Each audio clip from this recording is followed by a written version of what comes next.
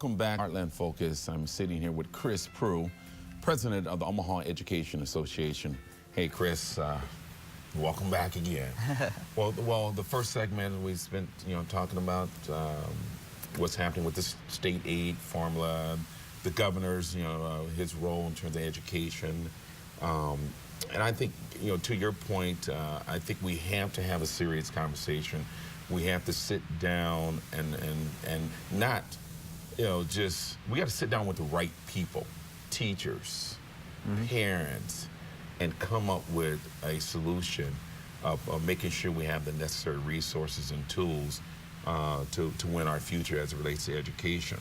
And, you see that, and I know we talked about the governor in terms of your viewpoint of what he has done or what he has not done. And most definitely we'll reach out to him and invite him to come on to the show and to give his viewpoint of what he has done and what he has not done, or his vision in terms of education and how we're going to fix it, particularly in Omaha, because Omaha is a unique situation in being an urban center.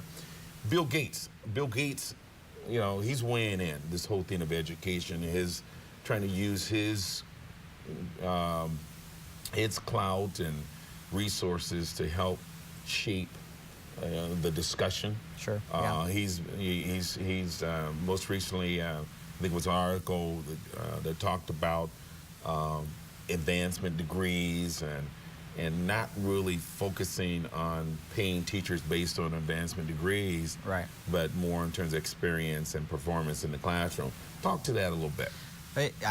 It's interesting how, the more zeros you have behind your name, suddenly the more knowledgeable you become on an issue when you really have no understanding of what it is you're talking about. Bill Gates is, the first... Chris, excuse me. Well, I'm on Bill Gates. If you're listening, you're welcome to come on Heartland Focus as well and be able to rebut and have a debate with Chris. But for someone like him or the other billionaires who want to weigh in on this discussion, to me, it's just as inappropriate as if I were to go to Microsoft and try to tell them how they should be redoing all of their software designs. I mean, what do I know about software design? I'm a teacher. Here's a guy who's run a very successful business, and now he wants to get into philanthropy work, but what does he really know about the field of education? If you ask anybody out in the general public if going to college makes you more intelligent and better at what you do, they'd all say yes.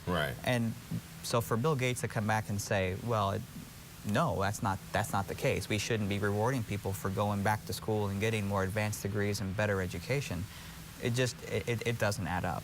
And so the research that he's relying on is not only deeply flawed, but even the people within his own circles who are looking at this research are now coming out and saying, the premise for that they are basing all this their opinions on isn't really the greatest foundation of work either.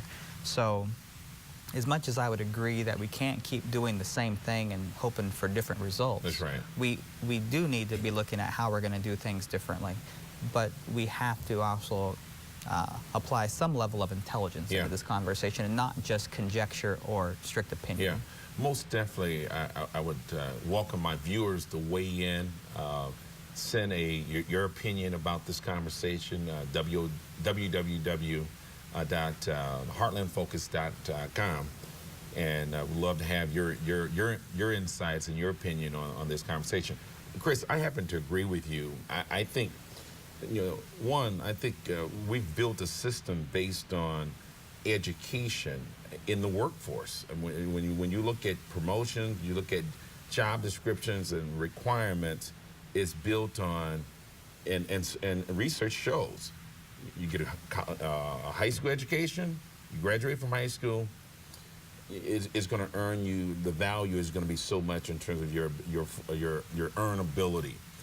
College, the same, master's degree, doctor's degree, and so I think there's value in that, and so I would support you in terms of your thoughts and as it relates to that article as well. I think we do have to be innovative and creative in finding unique ways of providing incentives to teachers and to some degree a performance base.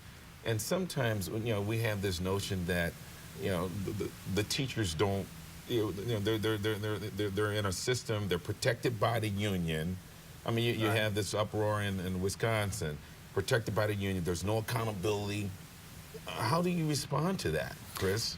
I don't think there's a teacher out there that is truly afraid of being accountable for what they do in the classroom. The real issue is, how are we going to measure a teacher's effectiveness? How are we going to determine a person's level of effectiveness? Okay. And so how do we apply this level of accountability that we want to do? The current system in place, I believe, works if it's done correctly.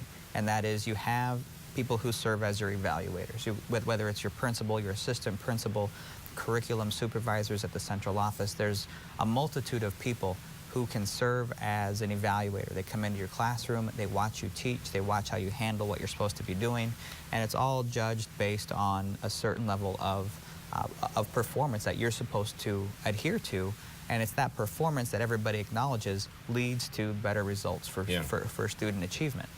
And when that system is done the way it's supposed to be done, then if you have an ineffective teacher, then the pieces are in place to take action as necessary. To say that you can't get rid of somebody who's ineffective, it's just not true. It's not impossible. It's not, I don't even think it's that hard. There's a little bit of work involved, but much in the same way for me in the classroom, if I got a student who's coming into my, say, 6th grade classroom with 2nd grade reading skills, it's not impossible to get that student back up to where they need to be. It's work. It's work, yeah. There's going to be some work involved.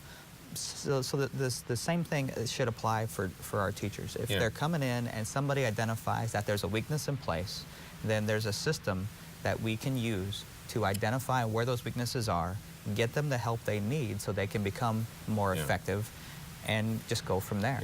So you're saying there is a system currently in place to deal with inadequate teachers that are not performing, and that from a union perspective, you're not going to sit here and say, hey, we don't support the notion that we keep teachers that are not performing well. I mean, I would say it's just the opposite. We as a profession want to have the very best in every classroom. In fact, we have, there's nothing in our contract that we negotiate with the district that addresses teacher evaluations. It's all in board policy, and it's in state statutes, and that's where, so the district has the ability to do what they feel that they need to do. We don't have any, I know a lot of hoopla is made over what's in New York or in DC. Right. That's not here. We don't have those same sorts of issues. If there's a teacher who's ineffective in a school and nothing's being done about it, the real problem is it's the administration. It's administration. Because that's their job. Administration. Now, I hope you're viewing this show, administration. So but I think it's the same. It's the same argument that would be made if I have a student who's underachieving in the classroom. That's on the teacher to fix that problem. So the same thing should apply in the workforce. The administrator is there to make sure all the employees are doing their job appropriately. And when that system is done properly, then you have a good and very effective school. And that is so key. And it goes back to the African proverb, it takes a village to raise a child. And I think it's just, we got to stop the blame game and really look in terms of just how do we manage expectations of each other. Teacher, parents, community, administration, everyone has a role to play. And so after the break, we'll spend some time, we'll spend the additional